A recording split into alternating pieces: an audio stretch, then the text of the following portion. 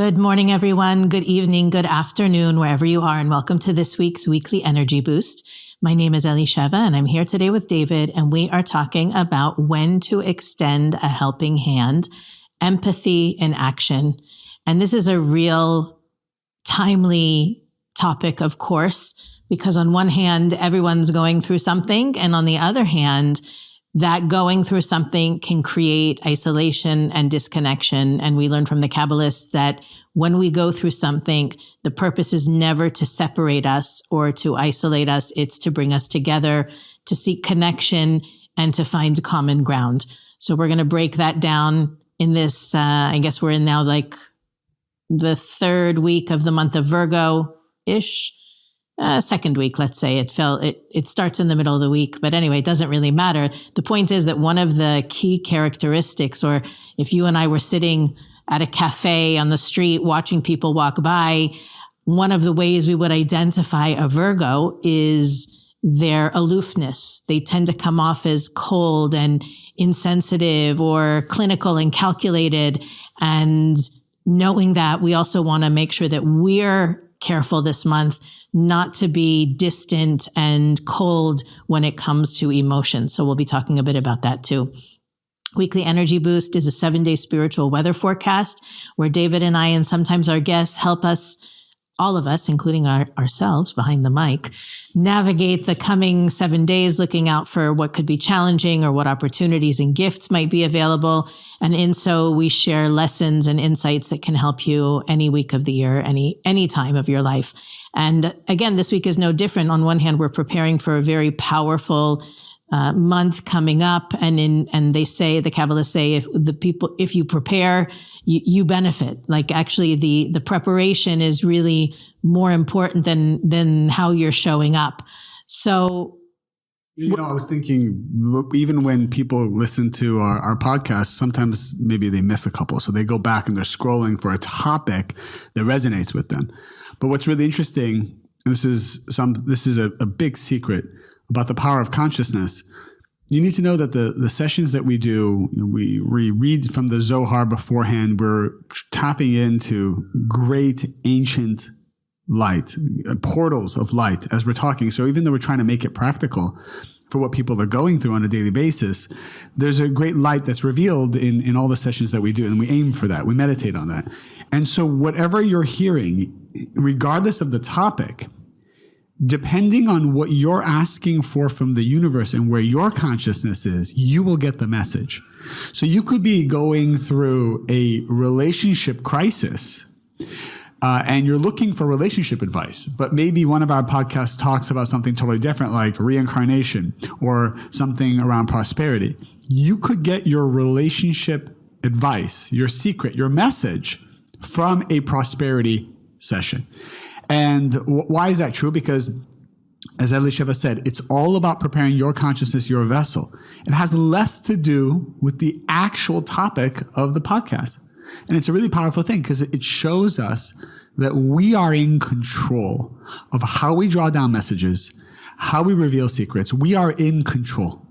We have the power to receive messages whenever, however, and from whomever in our lives. But the problem is we don't have that certainty. We give that power to other people. We say it's that doctor or that attorney or that partner or that teacher or that guru who's actually giving us the message.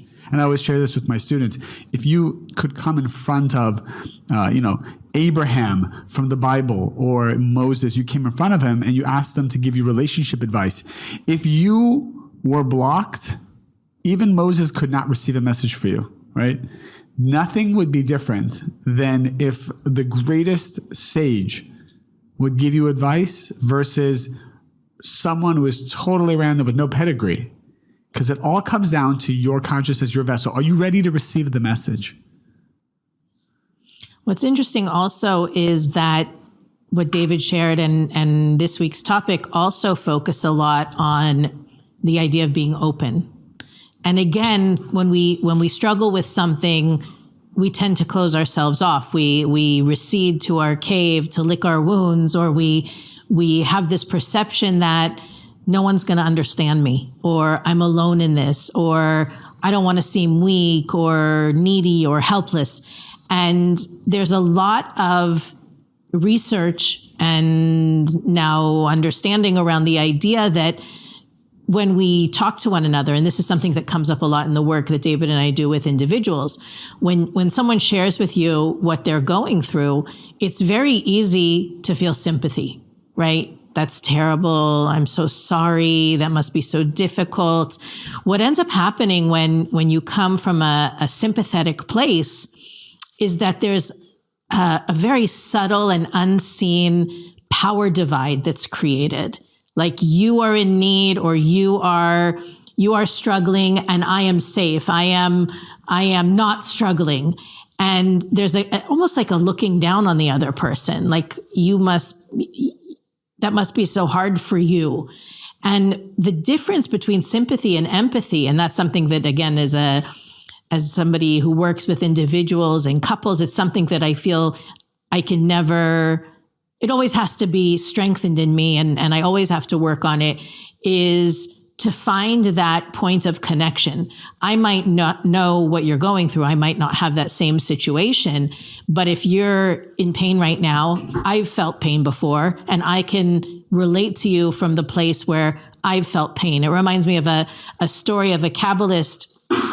A father went to see his teacher, the Kabbalist, and his child was very ill, and the doctor said that there was nothing left to do. And so the Kabbalist came to the house and spent hours praying and meditating and begging the Creator for something to break through, an opening for this child to be healed. And the Kabbalist came away saying, they said, there's nothing to be done. And the Kabbalist left, and the father went outside and started crying. And a few minutes later, the Kabbalist came back to his student, the father, and said, if I can't help, the least I can do is sit here and cry with you. And that's, to me, really a story about the power of connection, and that the power of empathy, that when we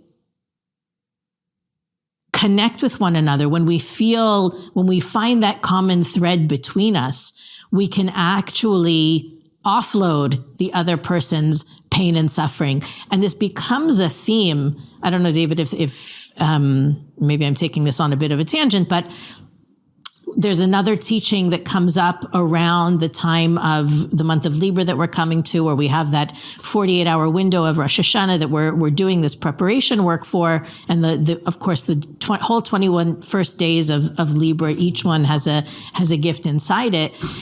One of the Kabbalists teach that by being together, when you come together with a group of people, there's got to be someone in that group, and we're together with thousands of other people in person, and then of course the people that are tuning into stream with us, that someone else in the room has gone to the other side of what I'm going through, has been through the struggle and triumphed. And so somewhere in that group is the antidote, or is the cure for what I'm going through. And by being in the same room with that person, I am therefore connecting to the healing or the antidote for what I'm experiencing. It's like we really complete each other. This is really powerful what you're saying, and this is why support groups are so healing and popular. People look for that. When you go through pain, you're looking for someone who's gone through it, either is going through it, or has gone through it and has opened up that gate and that portal of energy. And when the sages say, when we pray together, when we pray in a room together, versus if we were to do it individually, we're benefiting from the gates that everyone is opening. And so we can't underscore that enough as we start to get to that moment in time where our new destiny is being created for the whole year, which is called Rosh Hashanah. Above and beyond religion, this is for every soul in this world. This is happening. This is happening whether you know about it or not, or want it to happen or not. There is a new video, a new movie that's going to be given to you based on your consciousness of the prior 365 days. What is that consciousness? Your desire to receive. How have you transformed? What have you taken responsibility for or not? What are you still not dealing with? And a new movie is created to take you to your highest destiny, ultimately. So being together is incredibly important on these days. This is not, these 48 hours we have to take so seriously And this year, 2023, it happens on the night of September 15th until nightfall, September 17th. So it's Friday night to Sunday night, right? And we should take it so seriously. Your consciousness, you have to be in top shape in those 48 hours. Your thoughts, your words, your emotions, and you will be tested. You will be tested. You have to push through those tests. So it's not about just being in a Zen state. Actually, if you are fighting in those 48 hours, it's a very positive sign, because it's the fighting and the friction, the not giving up, the certainty in the face of doubt, the happiness in the face of sadness that actually reveals the light and creates the new destiny for the whole year. And it's interesting because the 30 days before that window opens is giving us, like, every day we have the opportunity. It's uncovering something new every day. It's coming to if you're not feeling it, every day something is coming, a sludge is coming up to the surface in your mind, in your thoughts, in your feelings, in your heart, in your relationships. And it's not because you're doing something wrong. The nature of this time is to show us where the work is to be done. So it's almost like a montage of the previous year and all of the ways that we might have fallen short or made mistakes. And the universe is trying to show us, here's what you didn't do. And remember, the next time it comes up, to do it differently. So I think also that we've spoken in the last few weeks about being more compassionate with ourselves, being less judgmental. This is another layer of that conversation, in knowing that whatever I'm going through, the sludge I'm seeing, my friend, my neighbor, my partner, my child, my boss is going through that, whether they're conscious of it or not. And that can be a heavy burden to lift as well. So let's talk about that for a moment, because I think that when that sludge comes up to the surface, I like that we're using this word today. The sludge comes up to the surface, we all react differently. And I think that for most of us, we don't know what to do when we feel shame or guilt or regret or fear. We get paralyzed in many ways, and we want to soothe that immediately. But what is important is not to, this is classic Kabbalah 1, not to react, but to observe the pain. Observe the pain almost as if you're stepping outside of your body.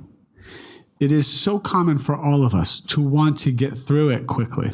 We want to rush. Well, that's why I like the idea process of watching it like in a film clip. You know, you're seeing a throwback to something that happened in the past, and so you're not reacting to it. You're simply observing it, noting it, and that's right. Strategizing. Right. And by the way, you've heard this before. We've said it. Everybody's talking about it. Spiritual leaders are talking about it. But you're hearing it again, because when you hear it, you get the strength to do it, at least for another 24 hours. And then we forget, and that's okay. We got to keep connecting to each other. We're connecting to each other's energy, so that when the fear comes up and the pain comes up, that 7-second window, which is often all we have, to respond or not, because if you react, you're shifting down in your destiny. And if you pause and observe, you start to dematerialize the fear and the negativity. And the second thing that is so important is never forget to tell yourself, I have certainty that this is going to work out. I have certainty that this is going to work out, even if your body disagrees, even if your mind and your heart, they're both fighting you and saying, no, I don't see how this is going to work out. In order to get through this process quickly, compassionately, certainty is essential. I have certainty that everything will be good. I do not know what is happening. I cannot see what is happening. It is painful. It is ugly sometimes. And I'm uncomfortable. That's okay. I have certainty. I mean, Elisheva, you know it.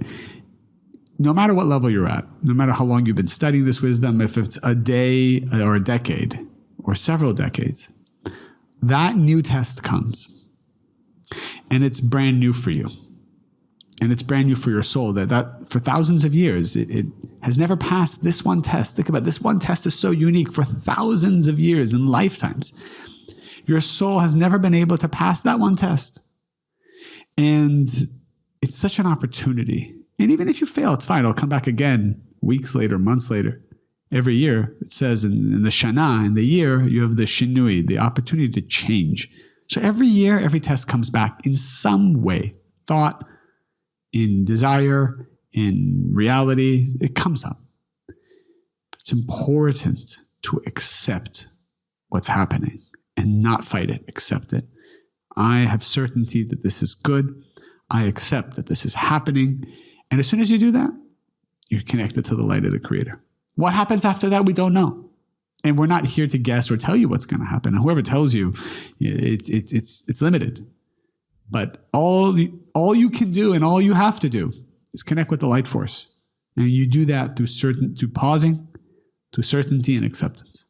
And I think we should take a moment to focus this discussion on, I think, what would be perhaps the hardest relationship to practice this in, which is with our significant other, whether, you're in a long-term relationship or you're married or, you have somebody that you've been living with for what doesn't even matter, but take that person that you're closest with. How can you practice empathy when they're not when they're reactive, when they're not being their best self? And I think if we reflect on we're talking about when the other person is just not responding in the right way or is reactive. Or can't. Maybe they're going through something, right? Again, we want to step out of the judgment and look at it objectively. They're struggling with something that may not even be related to you, that often isn't related to you as their partner. It's not a dissatisfaction in the relationship or a struggle with you as a person. It's something that's going on with them. Maybe their sludge is coming up for them, or they're struggling with another person in their life. We always joke, it's not about how much you love someone when you love them. It's about how much you love them when you hate them. When your partner isn't able to show up for you as their best self, or, they're not giving you what you need, quote unquote. How can you come from a loving, compassionate, and empathetic place and not be reactive to their reactivity? That, I think, is the measure of a really a spiritually aware and growing person, is the partner who's able to be non-judgmental, be non-reactive to their partner's reactive behavior. And I don't want to take for granted that all of our listeners are practicing empathy in this way. Given that everyone's sludge is surfacing this month, it's a great time to practice this conscious empathy, which is, it starts with really putting yourself in the other person's shoes. I would say if we had to break it down to step by step, the first step is putting yourself in their shoes. You don't need to discuss it with them, right? It's simply taking a step back and saying, I've been judged or criticized in that way, or maybe in a different way. I felt excluded or ignored, whatever they're going through, to take a moment to put yourself in their shoes, to stay out of judgment, to stay out of accusations or labeling, or I think the other thing that we tend to do is say, not my problem. I'm going to let them figure it out on their own. I'm going to let them, I have to take care of the kids. I got to pay the bills. I got to go grocery shopping.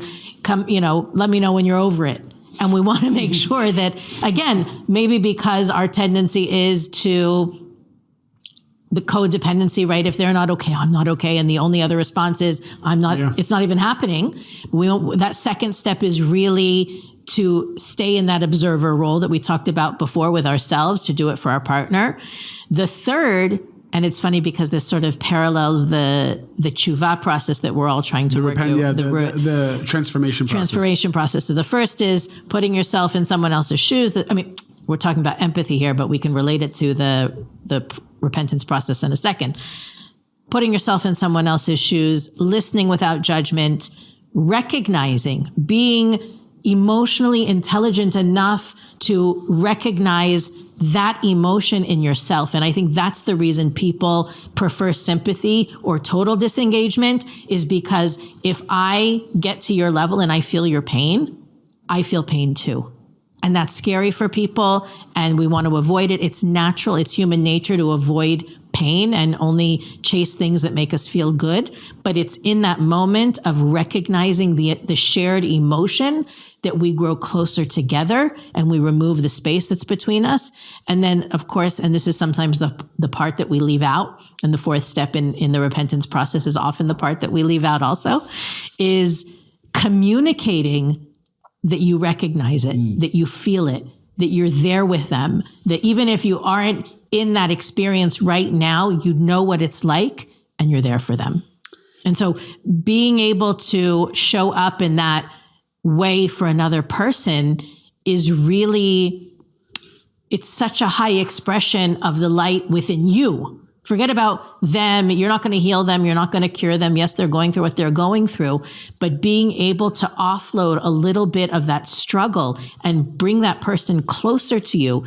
You can do that, by the way, with the barista at your local coffee shop too. It doesn't have to be with your partner. But I think because there's so much, our relationships can be so complicated, it really is the most important, your significant other is the most important relationship to practice this in. So powerful. I remember Michael Berg, if we need we all need motivation to implement what you just said. Michael Berg shared that part of the process of having empathy and understanding what other people are going through and not reacting to it is it allows you to get credit to not go through it as well. So sometimes when there's a potential destiny within let me rephrase that. Sometimes when in your destiny, you are about to go through something that is painful, there's a judgment that is hanging over your soul that you need to go through. You are presented with another human who is going through it. And if you can to the extent you can connect to their pain, you get time served for having to go through it yourself.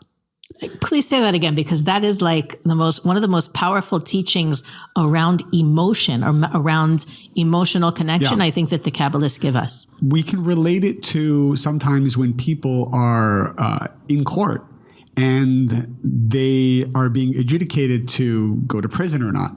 And let's say they have a prison sentence of 2 years. But while they were going through the court system, they were jailed for a year. Sometimes the judge will say, we're giving you credit for 1 year time served because while you were waiting through this process, you were already in jail. In that same way, when we're supposed to go through something in our lives that is difficult, that has judgment, that will be challenging and bring up our fears and bring up our pain, and there's chaos involved, if we're supposed to go through that, often the Creator will send us someone who is going through it to give us the opportunity to have empathy and connect with their pain. To the extent that you can connect to their pain, you get credit for time served so that you don't have to go through it in the future. And it's funny because I think, I might have said it before, the reason we avoid empathy is because it's painful for us. What David just shared, what the Kabbalists teach is that it's worth it to go through the shared pain than to actually invite a situation to put you through it personally. That's the incentive. That's the motivation, is that by connecting and being empathetic to my friend, to my partner, to my coworker, whoever it is, I remove the need to feel that pain again in my own life. So it's so powerful. Let's talk about Pisces for a moment, because you always have a good, we're both Pisces. You always have good astrological, you know how to opine on the astrological community very well. So like, I know for myself, when I see a movie where there's something like about to happen that's like painful, whatever, like I don't want to hear it. I want to close my eyes. Like I don't want to experience that. When someone tells me, I don't know, like they broke a bone and they're telling me how that happened, like I don't want to hear it. Why is that? Why do I, and I feel things very deeply. Obviously, I sense things very much. I have, besides being Pisces, I have, I think, 4 or 5 planets in Scorpio. So there's a lot of that water in there. But why is it, Sheva, that I get squeamish and I turn away from those types of painful things? And often I don't want to hear it. I don't want to deal with it. Why is that? Okay, so there's 2 things. One, we touched on it a little bit before, is that when you hear, it's so funny. I was actually looking at watching, thinking, what can I watch on TV next? And something was suggested for me. And I was like, oh my God, I just know I would cry through I don't want to deal with that. I don't want, I'm sure, I know it was Oscar worthy. It's so true. I just don't want to go through it's 2 like hours someone of deaf sobbing. or blind. And it's like the whole movie's about them. And you're like, I don't want to have to like think about that. Right. The problem is because it touches our own pain. That's one level of it that I have packaged. The irony is with a Pisces is that we're so sensitive, and at the same time we don't want to feel it. Mm-hmm, that's right. So there is this mechanism that packages the hurt or the pain in a nice little package, and we can pull it out again when we need to be empathetic or drip feed it if we need to. Right, but many times with movies and things like that, you cannot control, right? It opens up the floodgates. And I think I've shared this before. I used to purposely watch sad movies when I was younger to release that, to empty out that package so that then I could. So that's my question. Should I be not closing my eyes and plugging my ears? Should we just dive into it? So the answer from the Kabbalists is yes. Okay. That in the same way you shared before, that by feeling that pain of our friend, we can offset our own. So watching that movie about the blind kid and having to, leave my la la land. Well, I'll give you an example. There was the preview for the movie. I won't give it away. It was a movie where the parent was feeling, they thought their life was coming to an end, and they felt they wanted to fix their relationships with their children. Oh my God. So obviously that was going to touch on all of my parenting failures and all of my insecurities. And it was kind of like, I'm sure it was a great movie. It won an Oscar. I'm not going there. Let's watch let's watch Extraction 2 instead. Food Network. We turn on Food Network for that reason.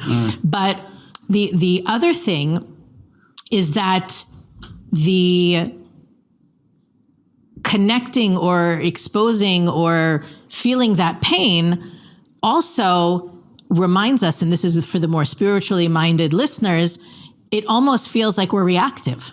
Right. And we need to make sure that we are clear. Being emotional is not the same thing as being reactive. Choosing to feel someone's pain is not reactive. Correct. It's proactive. And maybe this is the most important minute of today's episode, that when you feel someone else's pain, when you choose empathy, and even if you cry, even if you remember how angry you are at whoever hurt you when you were 14, you are choosing to feel it.